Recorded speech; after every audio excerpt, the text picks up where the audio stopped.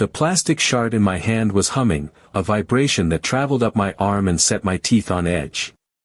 The dead circle in the desert wasn't just empty of life, it was actively rejecting it, warping the light and sound around its perimeter into a silent, screaming wrongness. 30 years later, the hum is still in my bones, and the drawer won't stay shut. 30 years ago, I was hired to make the impossible go away. Actually, wait. That's not quite right. I was hired to assess. That was the word they used. Independent assessment. The Department of Energy had a problem in the high desert of New Mexico, near a place called White Sands. Not the missile range, but adjacent to it. A geological survey team, mapping subsurface aquifers, had logged a series of anomalous electromagnetic readings. Brief, powerful pulses that didn't match any known mineral signature or human activity in the area. The pulses were followed by localized, highly specific vegetation die-offs. Circles of dead creosote and sagebrush, 20 feet in diameter.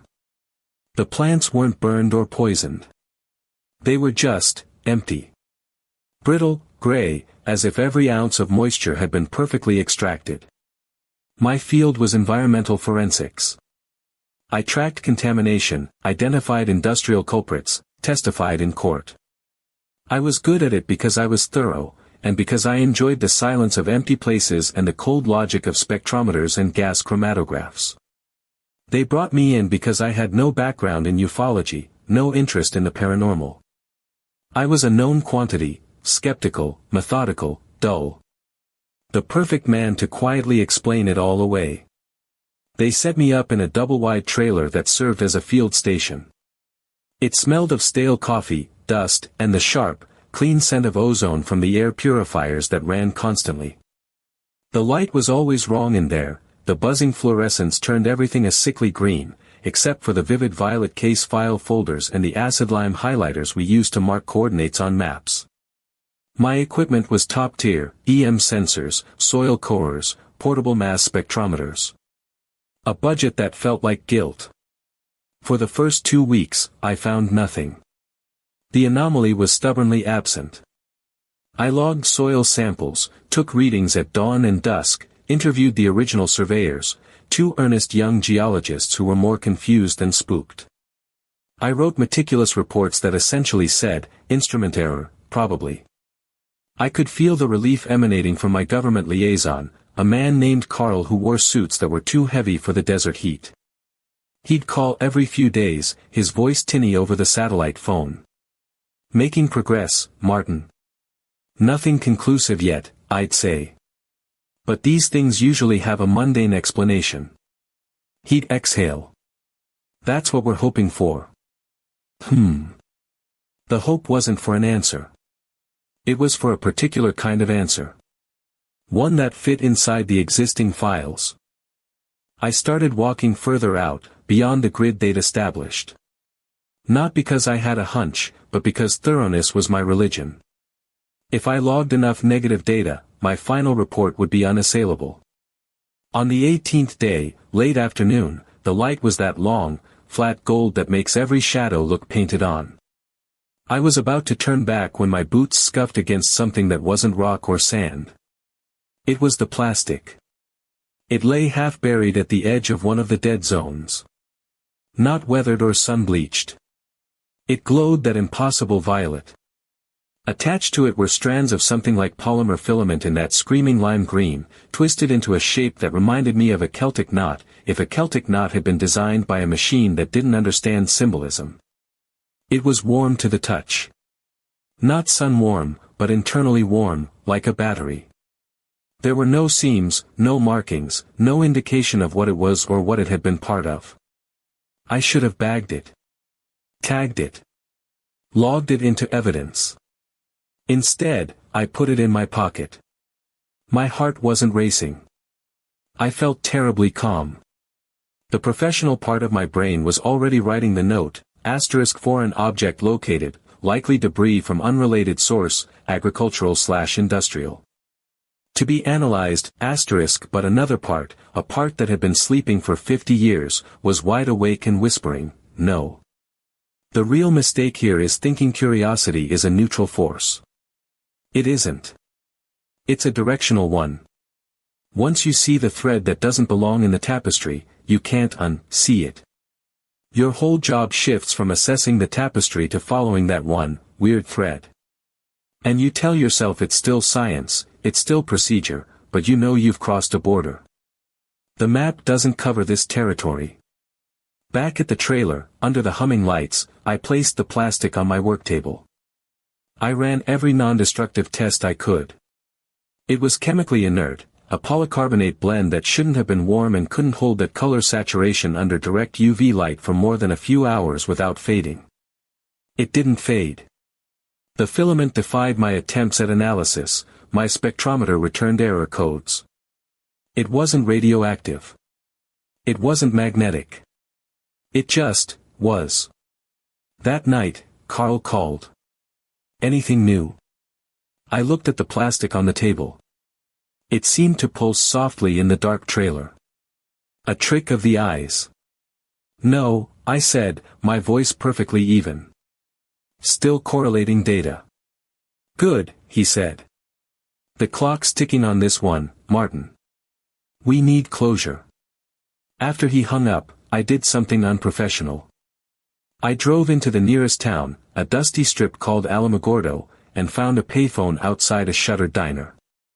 I called an old colleague from grad school, Leo, who'd gone into advanced materials research for a private lab in Boston. Leo, I said. Hypothetically. Oh God, he laughed. I hate your hypotheticals. They're always about toxic sludge. Not this time. I described the object. The warmth, the colors, the filament structure. The chemical inertia. The line went quiet for so long I thought we'd been disconnected. Martin, he said finally, his voice stripped of all its usual irony. Where did you get this? I can't say. Well, hypothetically, he said, choosing his words with surgical care, if something matched that description, it wouldn't be from here. Not from New Mexico. I mean not from here.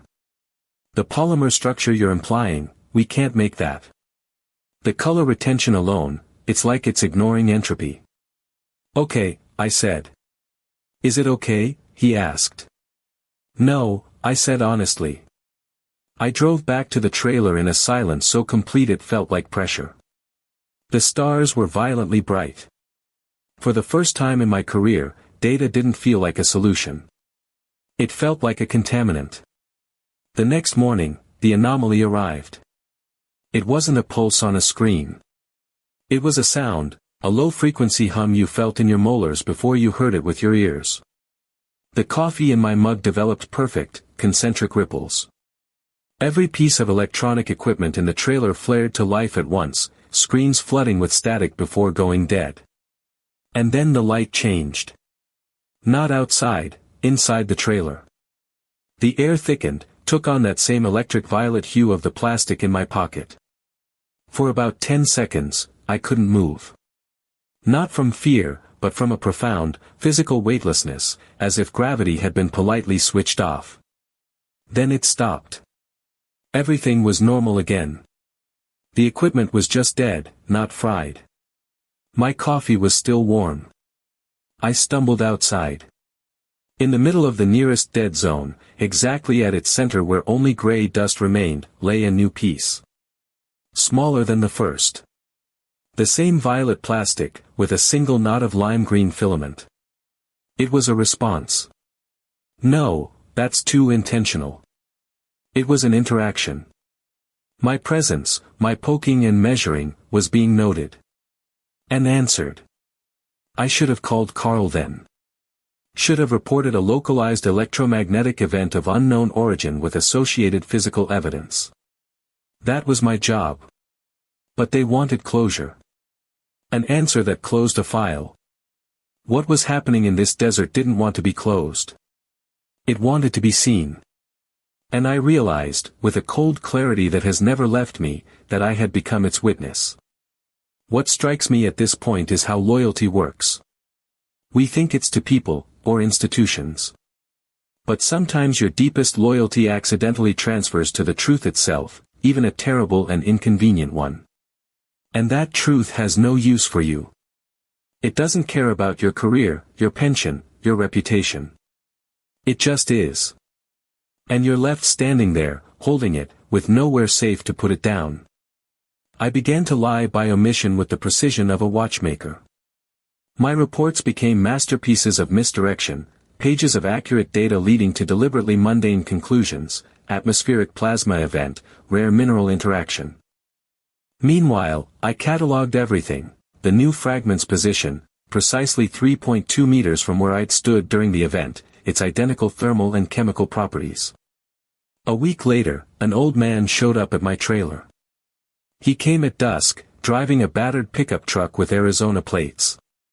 He wore a faded denim shirt and had a face like worn leather. "Heard there was a government man out here asking questions about the dead spots," he said by way of greeting. I was wary. "Martin," I said. "Emmett," he replied. He didn't offer a last name. He looked past me at the trailer. "The expensive equipment. They paying you to find something. Or to not find it?" The question was so blunt it disarmed me. "To assess," I said, repeating the official line. Emmett smiled. A thin crack in his leathery face. "Assess." He spat the word into the dust. "My family's ranched here since before it was a state. We see things. Not little green men. Not saucers. Just things that don't fit." He looked out at the darkening desert. "The ground gets thirsty in a wrong way. Lights that don't move like satellites. A silence so deep it rings in your ears." He turned his pale blue eyes back to me. "We tried telling someone once. Back in the 60s. Men in nicer suits than yours came. They listened. They nodded. They took notes. Then they bought our best grazing land for geological testing. Put up fences. And the things kept happening. Just on the other side of their new fence." He wasn't angry. He was tired. It was the tiredness of someone who has been holding up a piece of the sky for decades and has forgotten what it's like to stand upright. "What do you want from me?" I asked. "Nothing," he said. "Just wanted to see your face. To know if you were another one of their blind men. Or if you'd actually seen it." He left without another word. I watched his taillights disappear into the purple twilight. Emmett's perspective wasn't scientific. It was cumulative. It was the knowledge written in decades of oddities. The community understanding that existed in glances between neighbors. In stories told not to scare children but to explain why you avoided a certain arroyo at night. My sensors detected events. His people lived in the aftermath. 2 days later. The decision became irreversible. A storm was brewing on the horizon. I decided to retrieve one last set of sensors from the far edge of my grid before it hit. The wind picked up, whipping sand into stinging clouds. As I reached for the sensor node, the world dissolved into violet light again. This time, it wasn't gentle. It felt like being scanned. Not with light, but with meaning. A rush of understanding. Without language. I saw, no. I knew, the desert not as a landscape, but as a system. A living, breathing network of energy and slow time. And I saw us, humans, as frantic, sharp bursts of interference. Our minds. Our missiles. Our aquifers we drained like marrow from bones, we were static. Loud. Painful static. And then I saw what the phenomenon was. It wasn't an it. It was a process. A self-correcting mechanism. Embedded in the earth itself. A subtle, patient technology older than cities. Designed to stabilize. To neutralize disruptive energy spikes. The pulses. Diagnostics. The dead zones. Localized resets. A planetary immune response. And we were the virus it was gently, inexorably trying to quarantine. The plastic in my pocket grew burning hot. I gasped. And the connection broke. I was on my knees in the sand. Vomit rising in my throat. Not from sickness, but from awe and terror so profound they were physically inseparable. I had asked what and how for weeks. Now I knew why. And the answer meant that everything we were doing, our entire civilization, was fundamentally, fatally dissonant with the system we lived inside. Carl called as I was driving back. The storm lashing my truck. Martin. We're pulling the plug. Weather's coming in. And frankly, we've got enough for our report. His voice was buoyant with relief. Carl. I said. My voice raw. You can't. A pause. What? You can't close this. What's here, it's active. It's aware on some level. And we are antagonistic to it. The line crackled with static. Martin. He said slowly. His tone shifting from colleague to superior. You sound stressed. The isolation out there, it gets to people. I have physical evidence. I said desperately. Which will be included in our final analysis. He said smoothly. Now pack up. A team will be there by 0800 to secure your data and equipment. The line went dead. Securing data meant erasing it. Securing equipment meant removing it. They would fence this place off with a new layer of security. Write a report blaming solar flares and unusual soil fungi. And bury it so deep no one would ever ask again. That night, in the violet anlime glow of my trailer, I made my choice. I copied all my raw data. The real data. Onto 3 separate hard drives. I wrote down Emmett's directions to his ranch house. And I took one fragment of the violet plastic, wrapping it in foil and stuffing it into my personal duffel bag alongside my socks and shaving kit. When the containment team arrived at dawn, efficient men in unmarked vehicles, I handed over my official logs, my sanitized reports, and most of my equipment. I played my part. The weary scientist. Bested by an odd but ultimately explainable natural phenomenon. Rough month? One of them asked sympathetically as they loaded crates. You have no idea. I said. And it wasn't a lie. I drove straight to Emmett's place. I didn't say much. I just gave him 2 of the hard drives and his copy of my coordinates map. Keep these safe. I said. Someday, someone might come asking real questions. He took them. Nodded once. Knew you weren't blind. He said. The 3rd hard drive and the piece of plastic came home with me. My final report for the Department of Energy concluded atmospheric electrochemical interactions caused by unique mineral deposits under specific weather conditions. It was accepted without question. My contract was paid in full. Carl sent me a bottle of scotch at Christmas with a note. Asterisk, for your diligence under difficult field conditions. Asterisk. I drank it alone. And laughed until I cried. Because here is what nobody tells you about finding an impossible truth. The weight isn't in discovering it. It's in carrying it afterward. For 30 years. I have carried this piece of purple plastic in my desk drawer. I have watched as climate change accelerated. As ecosystems faltered. As our noise grew louder and more frantic. And I understood. With every new disaster headline. Exactly what I was seeing. The immune response ramping up. I never published anything. What would be the point? They would call me mad. A lonely old man with a piece of trash and a wild story. Emmett died 10 years back.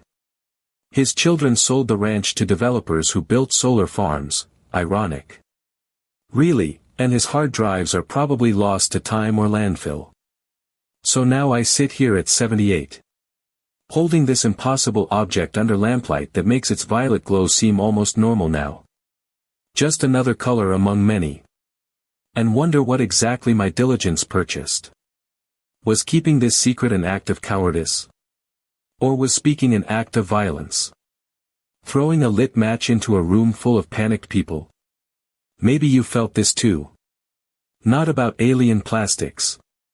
But about some smaller, quieter truth you hold inside you that would cost more to say aloud than anyone is prepared to pay. The plastic is warm tonight. It always is when storms are coming. Big storms that bend trees and flood streets. Like some deep part of its nature is still connected to systems larger than itself. Or perhaps larger than myself. And maybe all along. This quiet hum against my palm wasn't meant as evidence for anyone else. But simply as confirmation for me.